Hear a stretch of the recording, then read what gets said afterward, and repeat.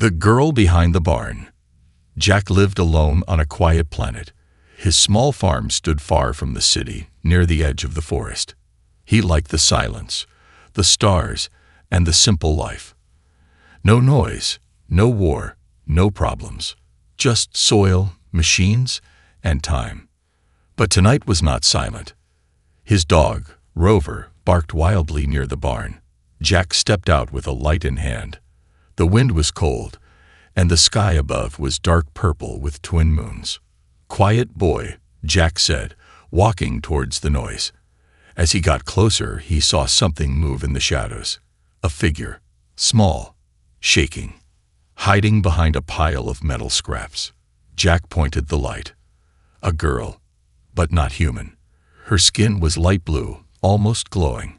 Her eyes were large and purple, full of fear. Her hair was silver, tangled, and dirty. She wore a torn robe, covered in dust and blood.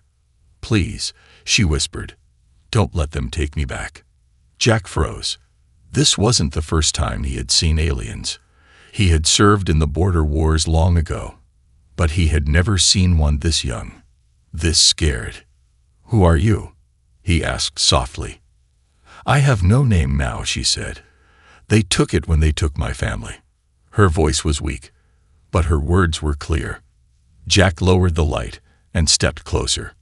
"You're safe here. Come inside." She shook her head. "They're looking for me. They'll come if they smell me." Jack looked around.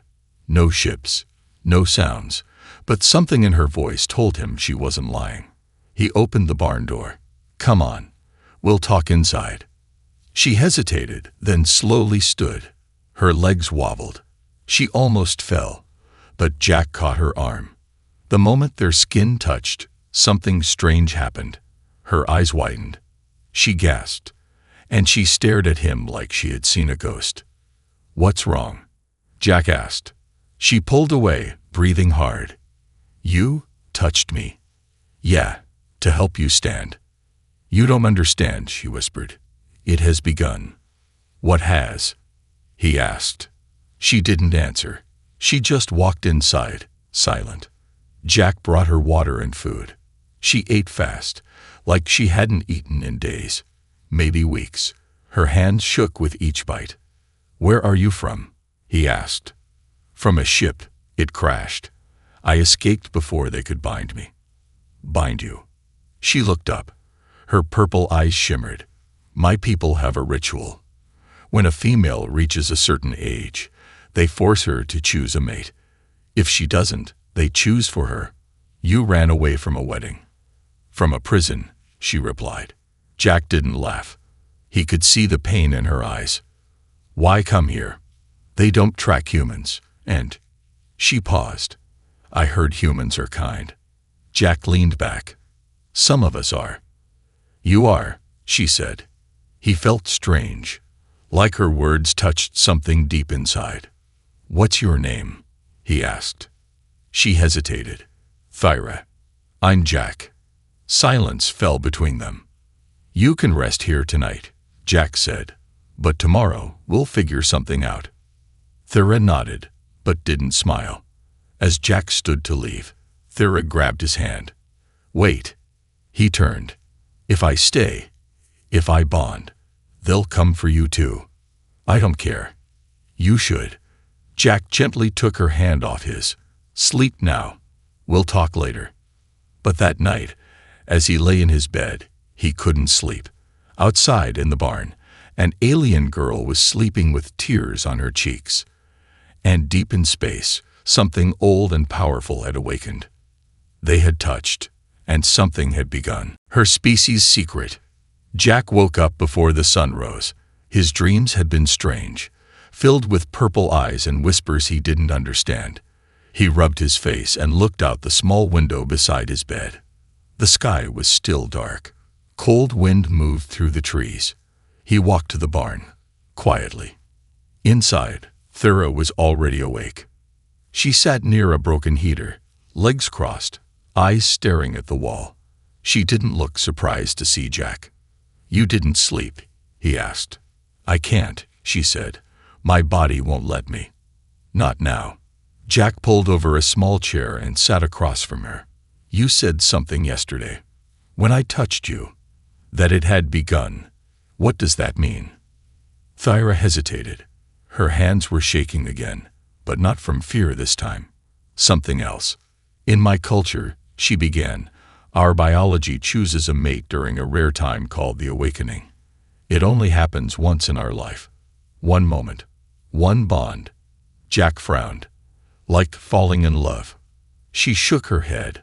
Not love. Something deeper. Something older. Our ancestors created it to keep peace between tribes. But now, it's a trap.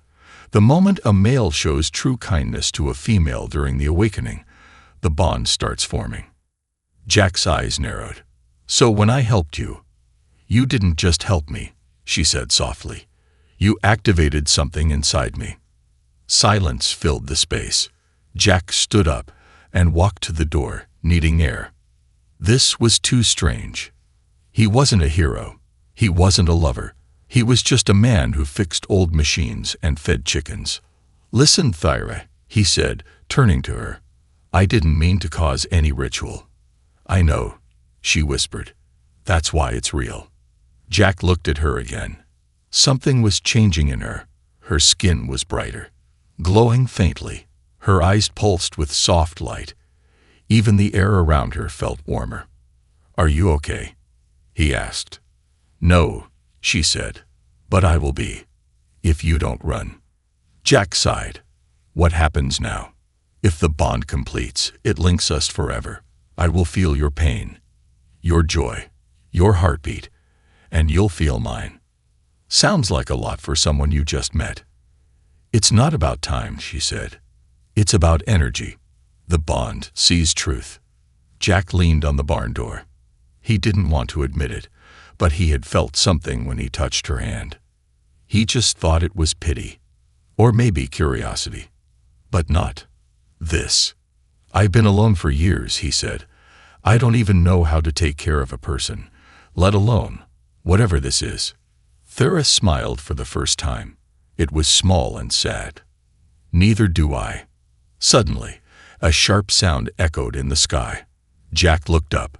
Ships. 3 of them. Moving fast toward his farm. Thyra stood, panic in her eyes. They found me. Jack ran inside his house and grabbed a small blaster, old but charged.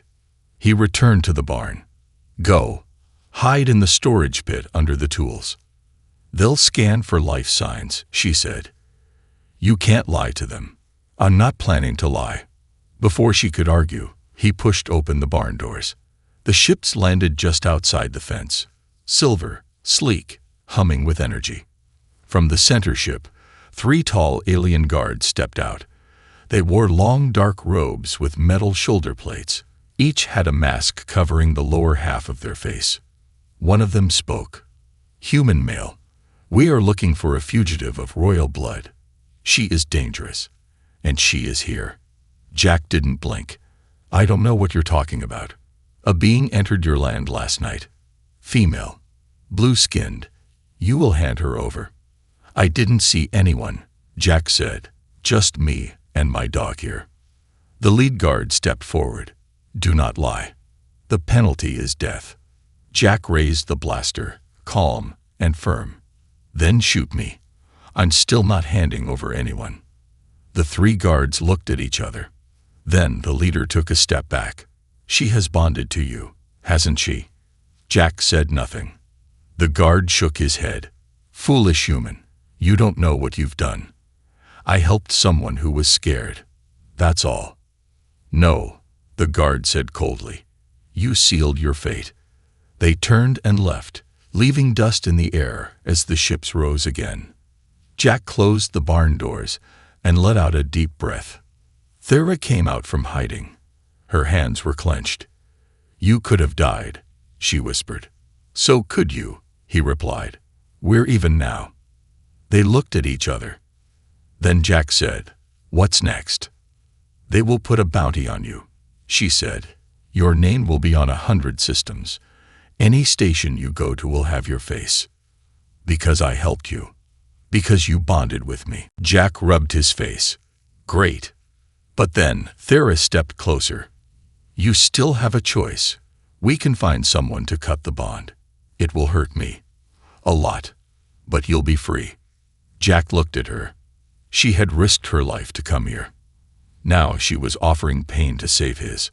I don't run from people who need help, Jack said. So no, we're in this together now. Thera closed her eyes. For a moment, peace filled her face. But far away, in space, the Royal Council was already moving. And this time, they were bringing more than just soldiers. They were bringing fire. Hunted by her own people, Jack sat on the roof of his old farmhouse, watching the sun rise over the hills. The sky was soft orange, peaceful. Birds flew past without worry. But inside, Jack was not at peace. Since Thera came into his life, everything had changed. He was no longer just a quiet man on a quiet planet. Now he was part of something much bigger and much more dangerous. Behind him, Thera stepped onto the roof. She moved lightly, almost like floating. But today, she looked tired. Her eyes had deep shadows under them. You didn't sleep again, Jack asked. She shook her head. The bond makes my mind restless. I feel pulled toward you, even when I close my eyes. Jack nodded slowly. Same here. Like a string between us. Tight. Always buzzing. Thera sat beside him. They looked out together. Do you regret helping me? She asked softly. Jack thought about that. Life had been easier before, but not better. Just empty. No, he said. I don't regret it. They sat in silence for a while, watching the wind move through the grass. Then they heard it. A strange hum in the sky. Jack stood up fast, eyes scanning the horizon. Not again, he whispered. But it wasn't ships this time. It was a drone. Silver, spinning, scanning the land below. It flew low and fast, passing over their house, then slowing as it circled back. Thera's face went pale. They're tracking us. How? Jack asked. I blocked all outside signals. They're using old blood tech. It follows the scent of royal energy. And now, I carry it stronger than ever. Jack cursed under his breath. Get inside, he said. We need to move. They rushed into the house. Jack pulled open a floor hatch beneath his kitchen, a hidden basement, full of old smuggling gear, tools, and an emergency escape tunnel. We'll use the tunnel, Jack said. Leads to the woods. 2 miles east. We'll reach the backup skimmer. You planned for something like this? Thera asked, surprised. I used to be a fighter. Old habits die hard. Just as they climbed down, the sound of a boom shook the house. The front door exploded inward. Jack slammed the hatch shut. Above them, heavy footsteps filled the room. Alien voices barked orders. Thera's breathing grew fast. Jack grabbed her hand. Stay with me. We move fast and silent. No matter what. She nodded. They crawled through the narrow tunnel, barely big enough to fit. Dust and dirt clung to their faces. The ground trembled above them. They brought hunters, Thera whispered. Not just soldiers. What's the difference? Jack asked. Hunters don't take prisoners. Outside, they reached the edge of the forest. Jack brushed leaves off a small metal hatch buried under a tree. He opened it, revealing an old skimmer, a 2-seat hover vehicle, dusty but still working. Get in, he said. Just as the engine hummed to life, a loud voice echoed through the woods. Human male, Jack Rowan. You are now listed as a traitor under galactic law. Surrender the fugitive and your life will be spared. Jack didn't stop. He pushed the throttle, and the skimmer shot forward, weaving between trees as laser blasts hit the ground behind them. They won't stop, Thera said. Not until one of us dies. Jack looked at her. Then we give them a reason to stop. They reached an old canyon, deep, wide, with only one way across, a narrow bridge made of rotting wood and wire. That can't hold the skimmer, Thera warned. It doesn't have to, Jack said. Just us. They jumped out and ran across the bridge. Behind them, the hunters reached the edge and opened fire. A bolt hit the bridge rope. Flames shot up the side. Thura slipped, her foot falling through a weak plank. Jack grabbed her arm with both hands. "Don't let go," she cried. "Never," he shouted. He pulled her up just as the bridge began to collapse. They dove to the other side, rolling in the dirt as the entire bridge fell behind them. The hunters stopped, too far to jump, too far to shoot. For now, they were safe. Jack lay on the ground, breathing hard. Thura lay beside him, her body glowing softly. "You're hurt," Jack said. Her leg was bleeding, a deep cut from the broken wood. "It's nothing," she said. "But we can't stop now." Jack helped her up. They limped into a small cave nearby. Dark, dry, hidden. Inside, Jack used an old medkit to clean her wound. "Thank you," she whispered. Again. "You don't have to thank me," Jack said. "I'm not doing this because of the bond. I'm doing it because you matter." Her eyes met his. "No one's ever said that to me," she said. "Not once in my whole life." Then they were all blind. Silence. Warm. Honest. She reached out and touched his hand. This time, it didn't shock them. It calmed them. "What now?" she asked. Jack looked at the small star map he kept in his coat. "I know someone. Old friend. Deep in the asteroid belts. She helps people disappear. She might help us find safety." "But even if we run," Thura said, "my people will never stop. The bond between us makes you a target forever." "Then let them come," Jack said. "We'll face them together." Thura smiled. A real smile this time. But far away, in a massive royal chamber of her homeworld, a dark figure stood in front of a glowing screen. "The bond is complete," he said, "but it was not meant for a human." A voice behind him answered coldly. "Then we break the human." And across the galaxy, a hunter ship far more powerful than the others turned its course toward Jack. Escape through the stars. Jack had been in many dangerous places before. War zones, collapsing mines, even pirate-run outposts. But none of them felt as tense as this small cave, hidden beneath layers of earth and stone. It wasn't just fear that filled the air. It was something bigger. Hope, mixed with doom. Thura sat across from him, her leg bandaged but stiff. She stared at the flickering light from Jack's old camping lamp. Her skin glowed softly in the dark, her purple eyes heavy with worry. "How long until they find us again?" she asked. "Not long," Jack said. "They'd got the tech, the money. And now, probably half the galaxy looking for us." He opened a small comm box and twisted a dial. Static filled the space, then a faint voice. "Repeat. Confirmed sighting of human male Jack Rowan and female refugee Thura Vallis near Sector 6. Royal bounty updated. Reward: 5 million credits, dead or alive." Thura closed her eyes. Jack turned the box off. "I thought we'd have more time," she whispered.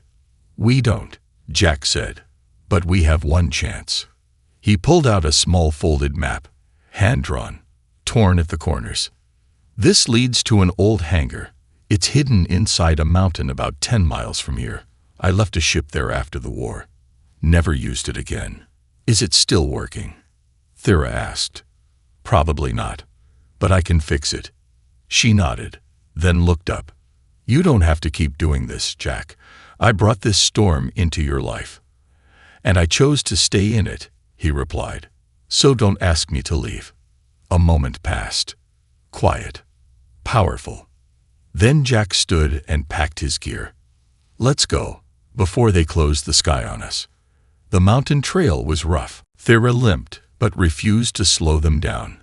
Jack helped her climb, sometimes carrying her when the slope got too steep. Cold winds howled between the rocks. Above them, distant ships moved like hungry birds searching for prey. Finally, they reached a rock wall that looked like nothing special. Jack stepped forward and tapped a code into a metal plate hidden behind loose stone. A door hissed open. The hangar was small and dusty, but inside, buried under canvas and old tarps, was a ship. Sleek, curved like a stingray. Black paint, scratched but still proud. I called her the Fire Moth, Jack said. Fast, light, and hungry for space.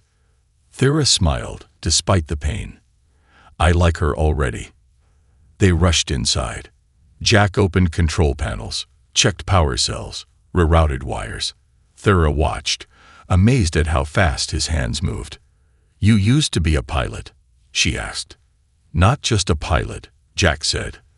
I led a rebel squad. We rescued slaves from mining colonies, helped refugees escape border wars. Thera's eyes widened. You were one of them, the Phantom Fighters. Jack nodded slowly. Until we lost half our team. I left after that. Tired of war. Tired of pain. And now you're back in it. Because of me. Jack looked at her. Not because of you, he said. Because of what's right. The engines roared to life. Outside, sensors beeped. Incoming signals. Jack ran to the cockpit. We've got company. On the screen, 4 Hunter-class ships, closing fast. Can we fly? Thera asked. Not yet, Jack said, but we can hide. He activated the ship's stealth cloak. For now, it would mask them from basic scanners. They'll find us eventually, Thera said. Then we leave before they do. A loud voice echoed from outside. Jack Rowan. You are surrounded. Step out and surrender the royal fugitive. Last warning. Jack looked at Thera. Strap in. She did. He pulled a lever. The ground beneath the ship shook. Then the hangar's hidden roof opened, rocks sliding away. The Fire Moth rose into the air, dust and stone flying. The hunters saw them. Opened fire. Lasers lit the sky.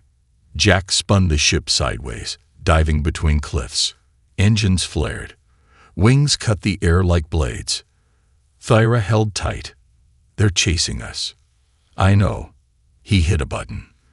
The Fire Moth flipped and dropped a decoy pod. It exploded midair, filling the radar with noise. 2 hunters followed the decoy. 2 stayed on them. Jack pushed the ship higher, toward the clouds. Get ready for a jump, he said. We're not near a gate, Thera shouted. Don't need one. He opened a hidden panel near the ship's core. Inside was a small glowing crystal. Is that? Thera whispered. Starseed drive, Jack said. Illegal, unstable, but fast. We'll die, she said. Not today. He plugged the crystal in. Energy sparked. The ship shook violently. Alarms screamed. The hunter ships locked on. Jack, hold my hand.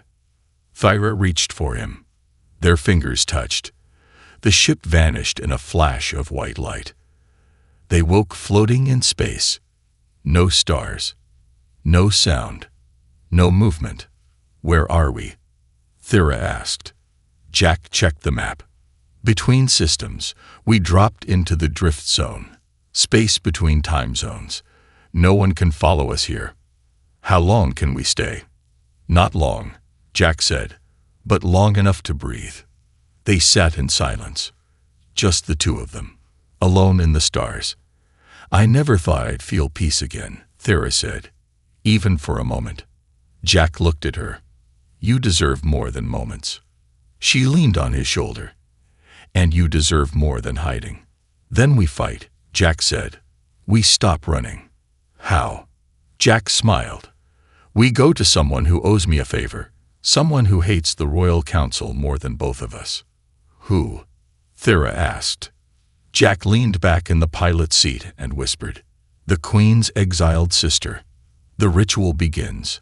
The Fire Moth glided into orbit around a small desert moon. Its surface was cracked and dry, with red sandstorms swirling across the horizon. Strange towers rose from the rocky ground like broken bones, tall, silent, and long forgotten. Jack stared at the screen. This is the place. Thera nodded slowly. This was once sacred ground. Now, it's where the forgotten go. And your contact is here, he asked. Not just any contact, Thera said.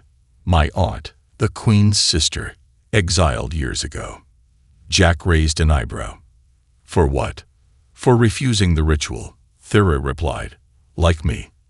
They landed in silence. The heat outside was harsh. The wind carried dust, but in the distance stood a tall structure made of black stone. Jack and Thera walked toward it, hand in hand. Inside, it was cool and quiet. A single figure stood near a circle of glowing symbols carved into the floor. She had the same glowing skin as Thera, but her eyes were sharper, colder, like fire under ice. So, this is the human, the woman said. Jack, Thera said. This is my aunt, Vesha. Vesha looked him up and down. You bonded with her. Jack nodded. Do you know what that means? Vesha asked. Not fully, Jack admitted, but I know I'm not walking away.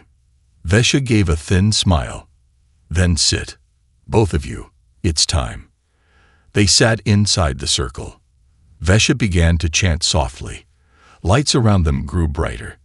The air became thick and warm. Jack felt his chest tighten, like something ancient was waking inside him. What's happening? He asked. The ritual is beginning, Thera whispered. Wait. Now.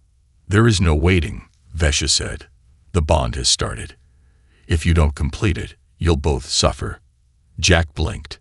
Suffer how? Your minds will fracture, she said. Your souls will drift, forever linked, but broken. Jack's throat felt dry. What do we have to do? Vesha's voice became softer. You must face your truth. Both of you. Only then can the bond be sealed by choice. I already chose her, Jack said. Then prove it, Vesha replied. The floor under them lit up. In an instant, Jack wasn't in the room anymore. He stood in a memory, a battlefield. Fire, screams, smoke. His old team was dying. He heard his own voice shouting commands. He saw a child caught in the crossfire. He remembered that day. He failed. He saved no one. And he ran. Jack fell to his knees. This isn't fair, he whispered. I tried. But did you forgive yourself? A voice asked. He looked up. Thera stood there, not scared, not weak, glowing like a goddess. I see you, she said. Not your shame, not your past, just you. Jack reached out, trembling. She took his hand, and they were back in the circle, both breathing hard. That was my test, Jack said. And hers is coming, Vesha said. Thera suddenly gasped. Her body shook. Her eyes filled with light. She stood alone, surrounded by faces, her family, her people, the royal court. They called her selfish, a coward, a traitor. She screamed, I didn't want to be a prize. Her mother stepped forward. You were born for duty, not desire. Then let me die free, Thera whispered. Or live, loved, Jack's voice echoed. She turned and saw him. His hand reached for her. She took it, and they were back. Together. In the circle, the lights turned gold. Vesha nodded. The bond has accepted your choice. You are now more than bonded. What are we? Jack asked. Vesha smiled. You are truth. And truth is dangerous. Suddenly, a sharp sound cut through the air. Vesha stood quickly. They're here. A screen lit up. Royal ships, dozens of them, descending fast. How did they find us? Jack asked. Vesha frowned. The ritual sent out a wave. Pure energy. It reached them. Then we need to run, Jack said. No, Vesha said firmly. You need to stand. She handed Jack a small device. This is a frequency key. It can shut down royal tech for 5 minutes. 5 minutes isn't much, Jack said. It's enough, Vesha said. Get to your ship. And go to the core world. The royal palace. Are you insane? Jack asked. They'll kill us before we land. Not if you show them what you are now. Which is what, exactly? The first true bond between human and royalty, Vesha said. You're living proof the system is broken. Thyra stepped forward. We end this, she said, once and for all. Jack nodded. They ran. Outside, fire filled the sky. Lasers burned the sand. But the fire moth rose again, faster, stronger than ever. Inside the cockpit, Jack activated the frequency key. On the screen, royal ships blinked, then froze. Systems offline. For 5 minutes. Let's make them count, Jack said. They shot forward. Toward the heart of the empire. Toward the end. Or the beginning. Human says yes. The royal palace stood like a mountain of light. Its towers pierced the clouds, and its walls shimmered with ancient power. Thousands of guards lined the skyways. Crowds gathered in silence, their eyes on the silver platform at the center. No one had ever come here without permission. Until today. Jack's ship, the Fire Moth, hovered over the city square. Scarred, cracked, but still flying. Every cannon in the capital was locked on him. We land, we speak, we survive, Jack whispered, gripping the controls. Beside him, Thyra touched his hand. No matter what happens, she said softly, I'm glad it was you. Jack looked at her glowing face, her eyes filled with quiet fire. You ready? He asked. Yes, she said. But are you? Jack smiled. Let's show them what truth looks like. They stepped out of the ship as the engines cooled behind them. Gasps spread through the crowd. A human and a royal-blooded alien, hand in hand. Together. On the palace steps, the High Council waited. 12 figures in long robes, each more powerful than the next, and at the center stood Queen Ashelin, Thyra's mother. Her eyes were cold, sharp, judging. You come here as enemies, she said, her voice loud across the plaza. We come as truth, Thyra replied. You broke sacred law, the queen snapped. No, Jack said, stepping forward. We exposed it. Murmurs spread through the crowd. Jack took a deep breath. He wasn't a warrior today. He wasn't hiding. He was a voice. And they needed to hear him. You force bonding on your people, he said, turning to face the crowd. You use ancient rules to control love, to control lives. No one moved. No one spoke. So he kept going. I didn't plan to meet her, and she didn't plan to meet me. But kindness happened. And something in her heart, something in her biology, chose. He looked at Thyra. And I chose her back. A pulse of energy rippled through the crowd. The golden light around Thyra's skin grew stronger. It shimmered and danced across Jack's chest, forming lines that matched hers. Bond marks. A symbol older than the empire itself. And now, it connected human and royal. This bond is not a mistake, Jack said. It's proof that your system is broken, and love doesn't need permission. The queen stepped forward. You speak as if you understand our ways. No, Jack said. I speak as someone who was ready to die for her, and she for me. A silence fell across the entire city. Even the guards hesitated. Then, a voice shouted from the back. Let them choose. It was a young girl, royal blood, barely a teen. Then another voice joined in, and another. Soon, dozens were chanting. Let them choose. Let them choose. The queen raised her hand. Silence returned. Her eyes locked on her daughter. You would give up your crown, your place, for a human. Thyra stepped forward, her voice steady. I would give up everything, for freedom. The queen turned to Jack. And you? Would you bind yourself to our blood, to our chaos, forever? Jack looked at Thyra. Her eyes were not begging, not hoping. They were simply honest. He turned to the crowd and said, loud and clear, yes. Energy exploded around them.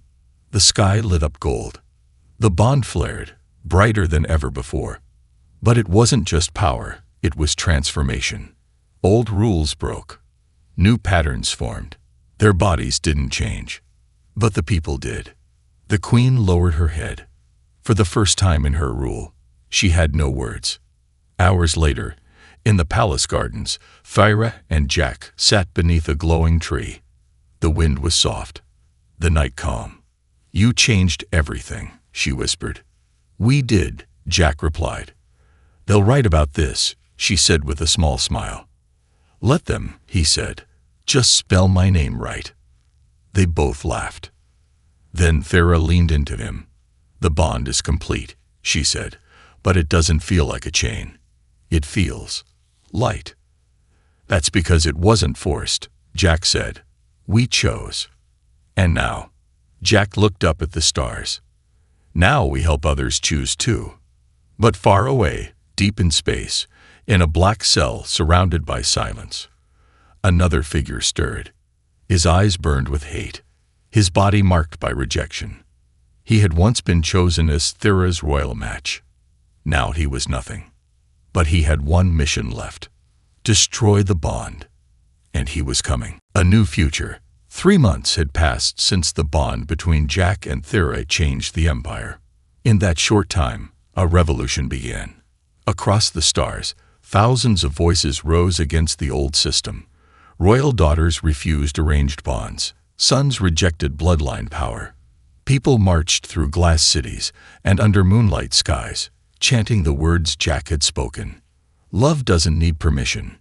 New laws were written. The old ways began to fall. But peace does not come easily. Not when some hearts still burn with hate. On a quiet night, Jack stood on a balcony overlooking the capital. The stars looked different now, brighter, closer, almost like they were listening. Behind him, Thyra walked out, wearing a light robe that shimmered gold. "You're awake again?" she asked. "Couldn't sleep," Jack replied. "Something feels wrong." Thyra stepped beside him. "Me too. The bond feels nervous." They had learned over time that the bond wasn't just connection. It was warning too. It could feel danger, sense betrayal. And right now, it was whispering. A sudden explosion rocked the palace gates. Sirens wailed. Thyra's eyes widened. "No." Jack grabbed her hand. "He's here." They ran through the halls as guards shouted and alarms flashed. By the time they reached the throne room, the doors were already torn open. A dark figure stood in the center, surrounded by fallen guards. He wore cracked royal armor. His face was half covered in burned scars. His eyes were empty, cold. It was Kaler, Thyra's former arranged mate, the one she rejected, the one the bond had refused. "I warned them," he said, his voice sharp like glass. "I told them you'd poison the bloodline. And now, you've turned our people into lovers." "Kaler, this doesn't have to end in death," Thyra said. "It already has," he growled. "You killed my future. Now I kill yours." He raised a strange weapon, one Jack had never seen before, something pulsing with dark energy. "What is that?" Jack asked. "Bondbreaker," Kaler said, "built from ancient tech, designed to tear a connection from the soul." He aimed it at Thyra. Jack stepped in front of her. "Don't be a hero," Kaler snapped. "I'm not," Jack said. "I'm a choice." He touched Thyra's hand. The bond between them glowed. Kaler fired. A beam of black light shot across the room. Thyra screamed. Jack fell to his knees. For a moment, everything stopped. Time felt frozen. Jack's mind spun into darkness. Memories flashed, meeting Thyra behind the barn, escaping through fire, holding her hand during the ritual. And then, a voice inside him. Not his, hers. "Don't leave me, Jack. You gave me freedom. Now I give you everything." Light exploded. Jack's body rose into the air. His eyes glowed gold. The bond resisted, and then reversed. The dark energy turned back, rushing into Caillard like a wave. He screamed as the weapon shattered in his hand. His armor cracked. His knees hit the floor. And then, silence. Jack collapsed. Hours passed. Jack woke in a medical chamber, tubes running into his arms. Thera sat beside him, her head resting on his chest. He moved slightly. She looked up, tears in her eyes. "You came back," she whispered. "Didn't plan to leave," he said weakly. "The bond. It fought for you. Or maybe you fought for me." She smiled through her tears. Outside the chamber, the queen stood silently. For once, without guards, without robes, just a mother. "He saved the empire," she said. "No," Thera replied. "He saved me." A week later, a new law passed. No bond without choice. No rule without reason. No crown without love. Jack and Thera didn't return to the palace. They built a home on a quiet moon. Green hills, blue rivers, and a school for refugees. Young aliens from lost worlds came to learn, to heal, to be free. And every night, under twin moons, Jack and Thera sat outside. Sometimes they held hands. Sometimes they didn't need to, because their bond was already deeper than touch. One night, a small ship landed near their home. A young alien girl stepped out, scared and alone. Jack walked to her. She whispered, "They told me you help people like me." Jack smiled. "We do," he said. "Welcome home."